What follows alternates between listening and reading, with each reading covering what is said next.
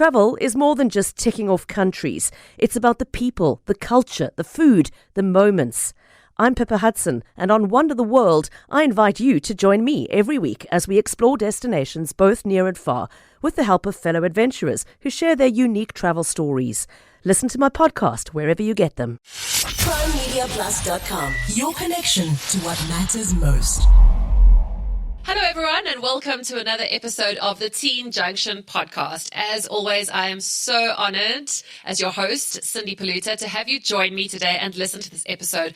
Really value your feedback, your input, your suggestions on what you would love us to cover. You've reached out to us on Instagram and Facebook at the Teen Junction, and we just really welcome all your emails and messages. And can't wait to get into today's episode because, well, South Africa, an interesting country. We've come through a lot. We've gone through a lot, and we've gone through a lot of adversity, and we are always smiling. We're happy. We're a happy nation.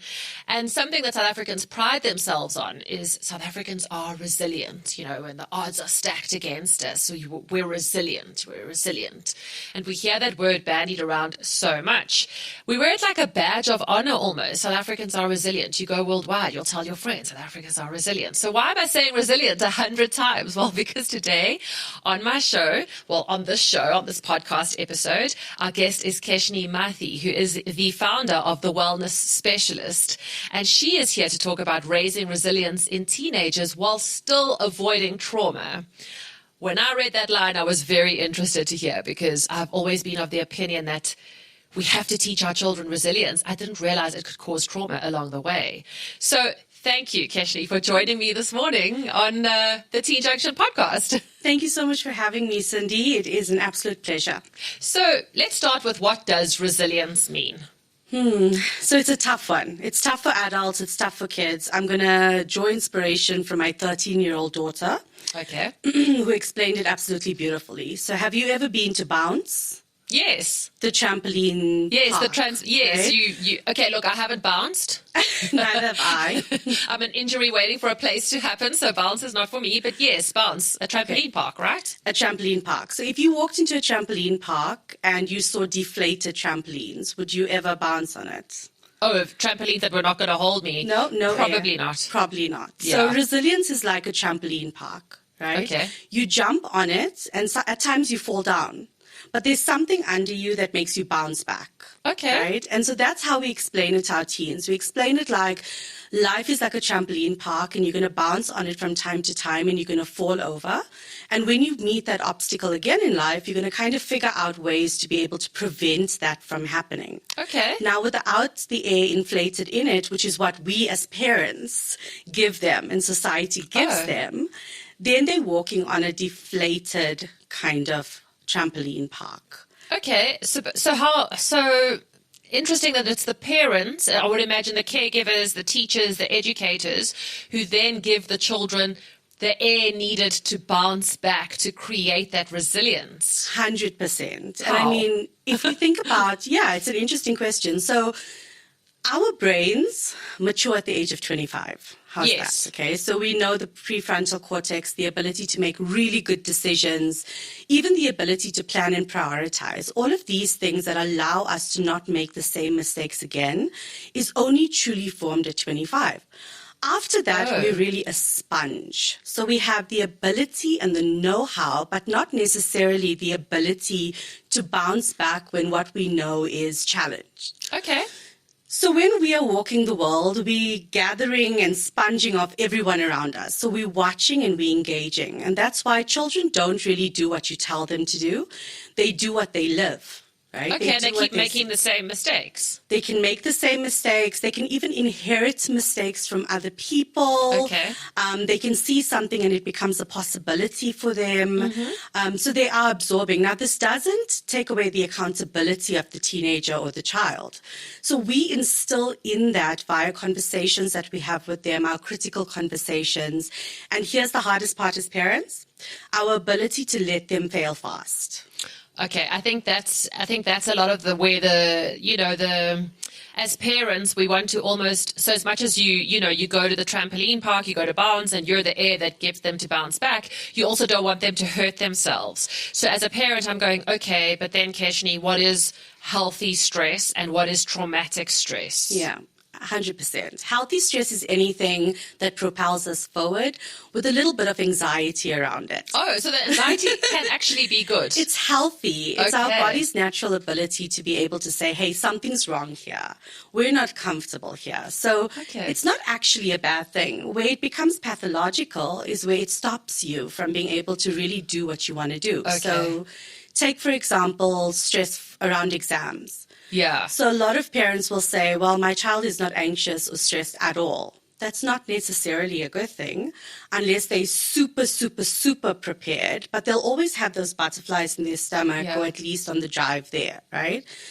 Now, if it comes to the point where they have, blackouts, they're not able to focus, they've learned so hard and they go in there and they're not able to actually give their all, that's when we start to get a little bit concerned, because they've been stretched beyond the point of bouncing back and going, I recognize this feeling, I know where it's coming from, but I have the ability to put it on the table next to me just for this moment, and then I can fall apart after the test. Yeah.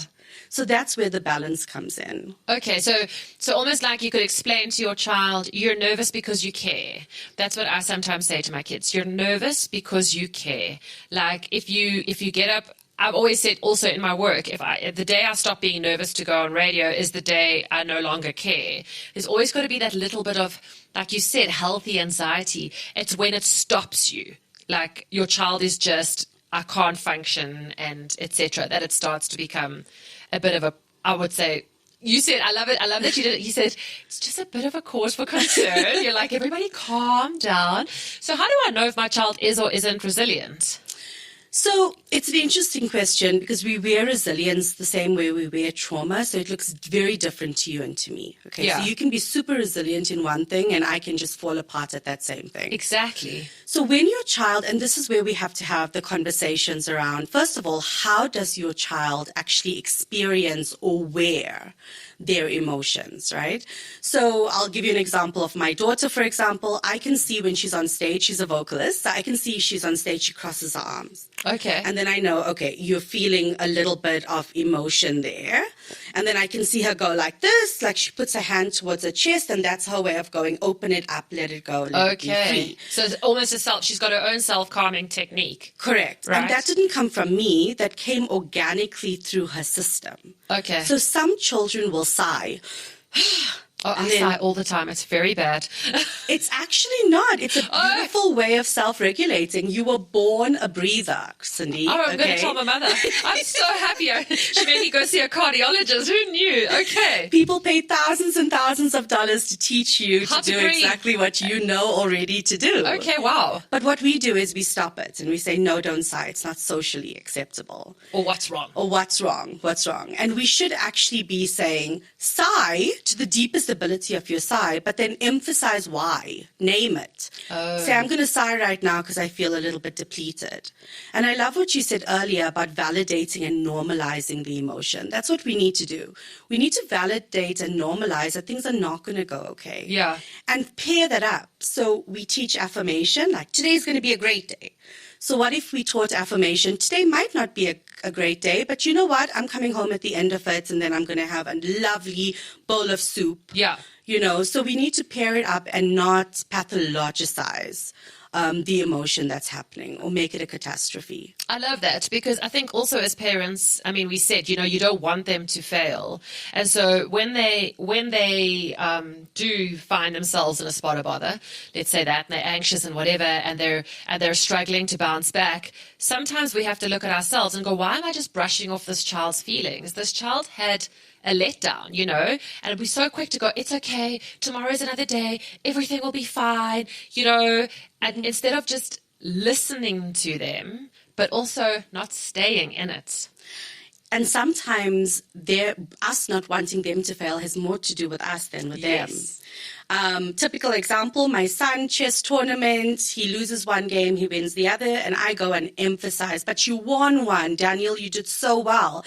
And he's like, no, Mom, it's not a big deal for me to not do well there. But I was filled with fear immediately. Like, is he going to stop playing? Is it going to hinder him?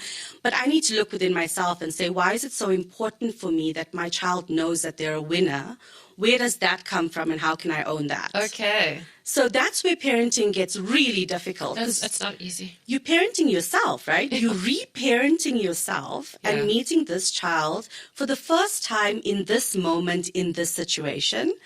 And so we also need to give ourselves a break a little bit. Yeah. So how do we then, because I then could imagine, because we are trying to, create resilience, stop the anxiety, all of this, how then could we unintentionally create trauma? So it's a very, again, an interesting, and I don't want to anger your audience in any way or form. No, it's fine. The rule with me is I just don't want to recreate the trauma that I faced. That's my rule. It's very simple. Because, look, we ourselves as parents, we come from a place where we've experienced lots of things. Okay? Yeah.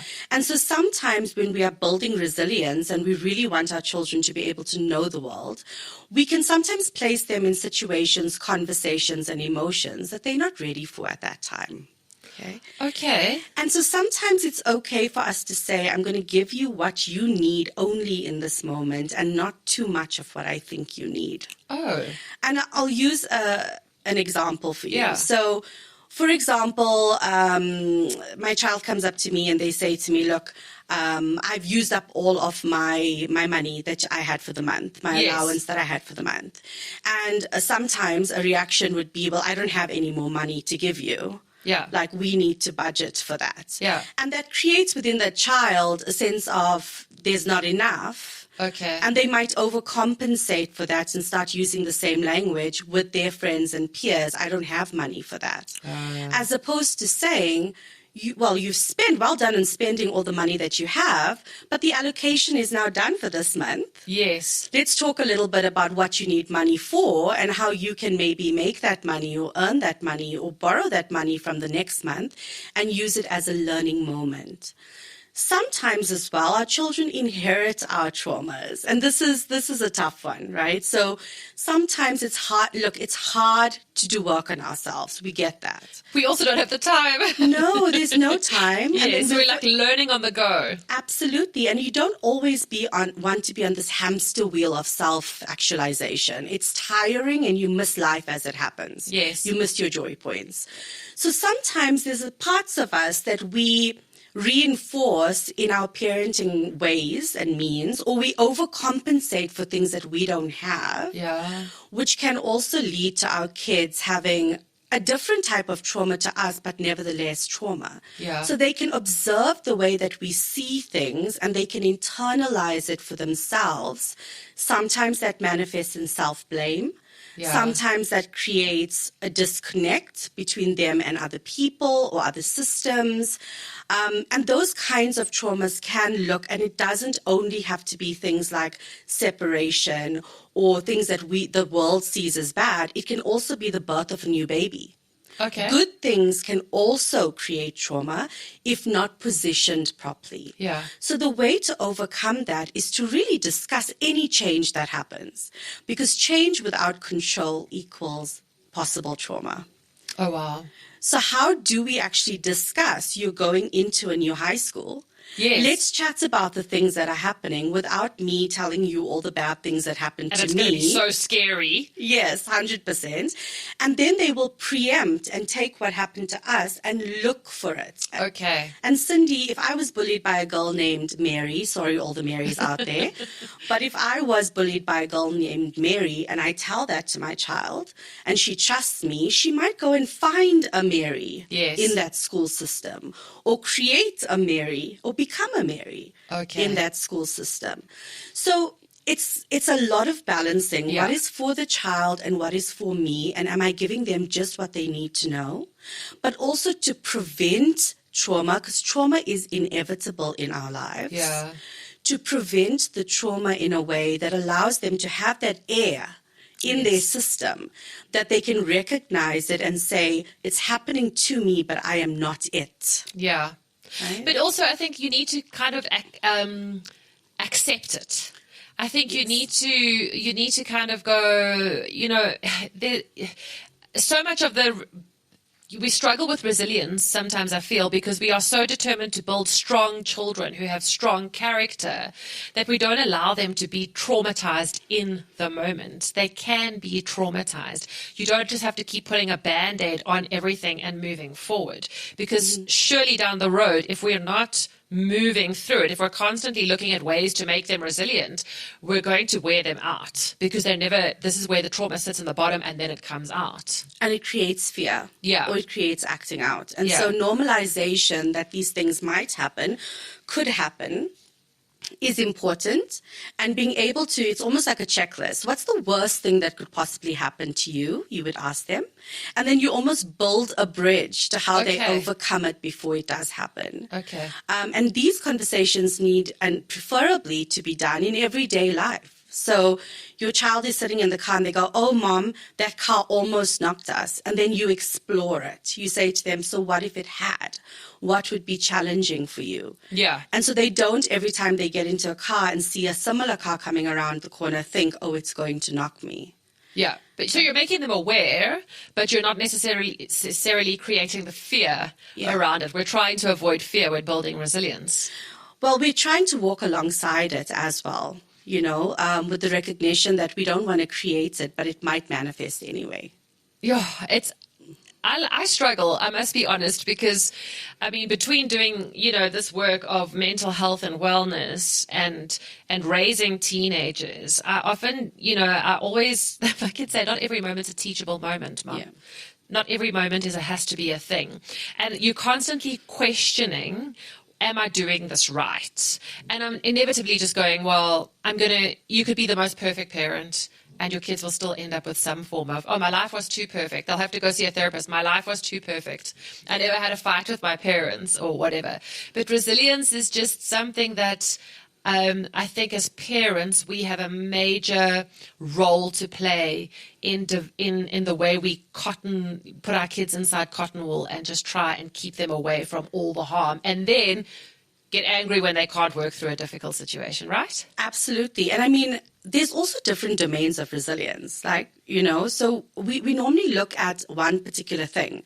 But if we look at them emotionally, physically, spiritually, school-wise, environmentally, you will usually see that your child has a higher level of resilience in one of those other domains that you can leverage off in terms of their resilience journey, right? And what you mentioned earlier on was very important. The concept of a strong child. What does that actually mean? What does strength mean to me as a parent? And how do I incorporate that into the values? So in my own family, as well as the families and children that I serve as a coach, one of the biggest things for us is, does your family have a set of very core and very essential and visible set of values? And what does that look like? And it should be 2 or 3. So in my home, it's kindness and honesty. Just be kind and honest, okay? For me, a strong child then is a child that's able to handle everything that they do with strength and honesty. Okay. And as long as you get strength and honesty right, you're on the right path, even if that means that you don't meet the milestones. Yeah. So what I've seen in my practice as a counselor, as a coach, even as a researcher with my PhD, 3 core things. Everyone wants to be see me, hear me, believe me, Cindy. It's as simple as that. Yeah. And resilience is about that. In this moment, I see you, I hear you, and I believe you. I believe you it's hard. I believe you it's tough. I believe you that you don't know what to do. And I'm sitting in the gritty with you and not giving you the solutions. You would know this as a counselor. It's hard. Not giving you the solutions, but simply saying, in this moment of grittiness, what would you need to bounce back? Okay. That's great. And I think we also forget that our children, resilience doesn't have to be this huge training. It doesn't have to be, it's as simple as they went to the tuck shop today and the tuck shop didn't have their lunch that they were supposed to have pre-ordered, and they made a plan. And that's the resilience. 100%. Little things, it doesn't have to be these huge, huge moments. So I guess that if you could give advice to parents or teachers raising, teenagers today, what would it be? So it would be, define what resilience means to you and make it quite known, because different adults entering a child's life will be obviously speaking to them in different ways. Be kind, and it's very hard sometimes to be kind because you are worried for them, you're stressed for them, and our behavior and our emotions are very detached. Yes. So we can be scared but act out in anger, or scared and act out in fear. Or scared and laugh about it. So it confuses the teen or the child in what they're doing. So be consistent. Okay. The second thing that I would say is resilience likes boundaries. Okay. All right. I hear you. I hear where you're going. And likes rewards. Yes. Okay. And also likes direction. So yes, we don't want to use every single moment as a learning moment, but can we use it as a compassionate moment, as a caring moment? And hear me, see me, believe me is something that we should be emphasizing. When a child comes to you and they forgot their lunch at home, first ask them, what is the solution that you would come up with? What are you taking away from this experience? But you don't have to ask it like that. You say, tell me how you feel. Yeah. Tell me what you'd like to do about it. The biggest thing is for all these caregivers to understand is that we too are allowed to fail. So we are going to get it wrong sometimes, and what we're going to want to do is build armor around the children to protect them as opposed to sitting in the gritty with them, because we don't want them to be in that situation. Talk to each other, caregivers, teachers, parents, moms, dads. Talk to each other and invite each other into the conversation, because it does really take a village to build a child. And stop rescuing them.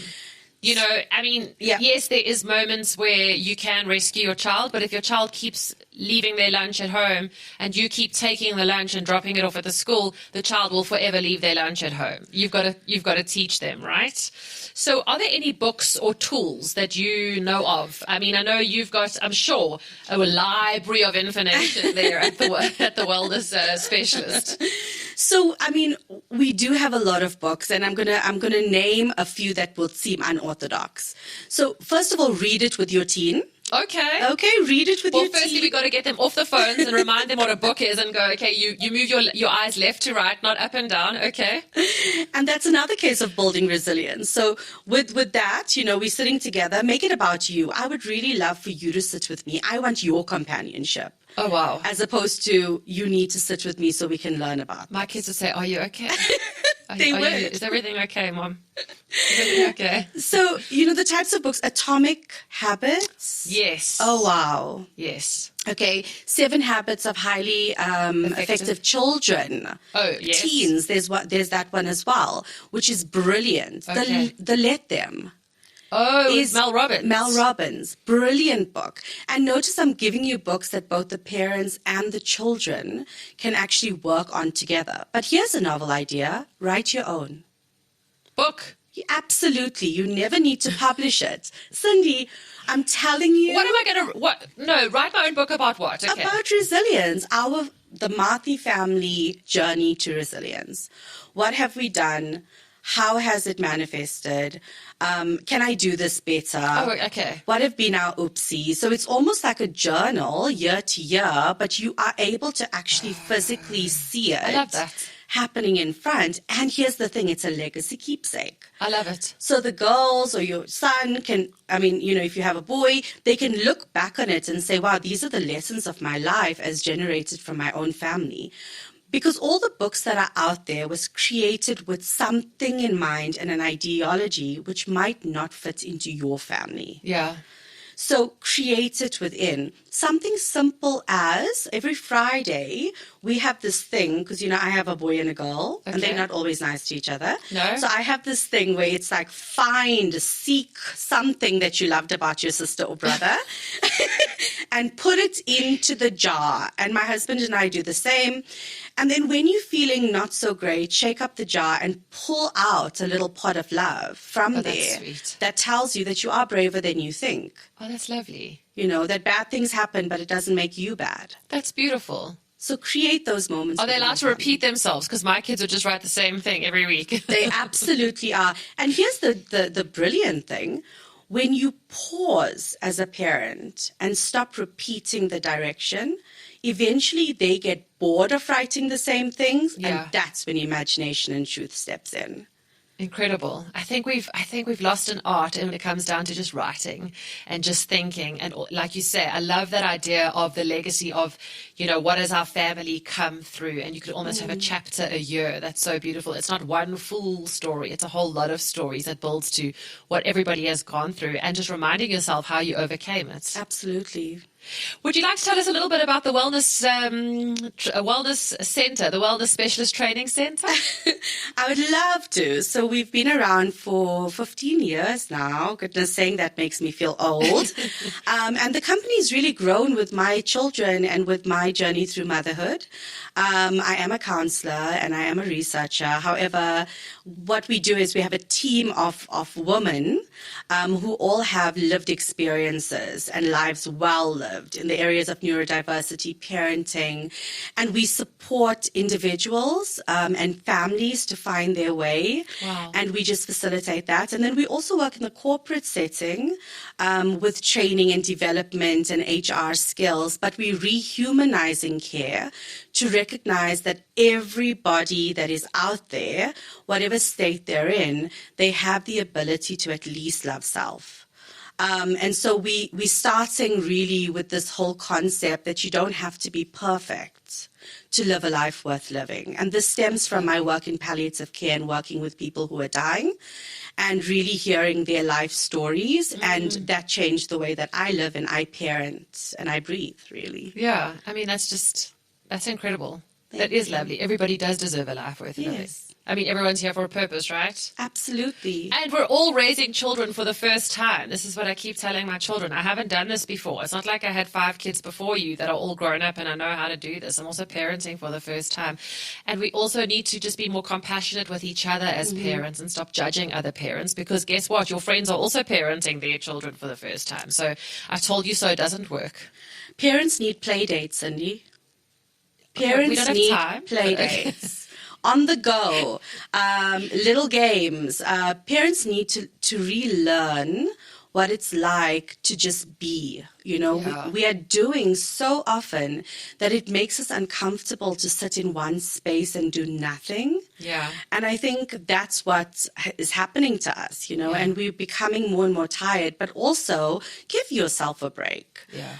As a counselor, I can tell you I am not perfect. I have all the knowledge in my mind. It does not articulate well in life. And I've been doing this a long time. So you that's sitting there right now, you are the perfect fit for your child. I love that. You just need to figure out how to make peace with that yourself. That's incredible. Thank you. You're welcome. I'm going to leave it there because that is absolutely stunning. I could not have asked for a better ending. Keshnie, thank you. You're welcome. If people want to get hold of you?